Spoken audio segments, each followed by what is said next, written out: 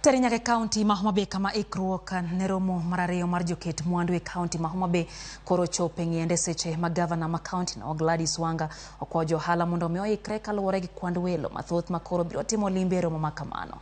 Romo no mabiro kawo ndalo adek ibiro bagi e mbalariany ma Tombo e boma ma Homa Bay kendo odhi ywayo joket mwandu mopogore opogore mawuok e pacho kae kaachiel kod pinje maoko. Bende en thuolo ma sirikal no tiyo godo kendo gibiro tiyo gi thuolo mar nyiso teko mantiere county no mar keto mwandu e sectors mopogore opogore kama oting'o sekta mar pur, pith, lupo e kinda sectors mamoko. We have assessed the level of preparedness of the venue, of our delegates, registration, generally of our security here in Homa Bay, the logistics for our guests and their travel.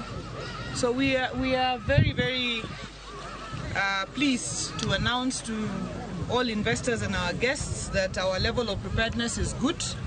We are duly prepared. We have completed a lot of the preparations that we were supposed to make.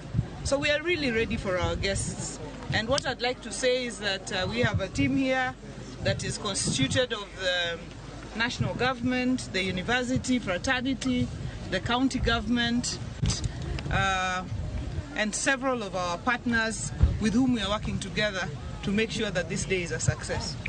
I want to ask our people of Homa Bay, whom we are also talking to continuously, to prepare to receive a large number of dignitaries and guests who will be attending this conference.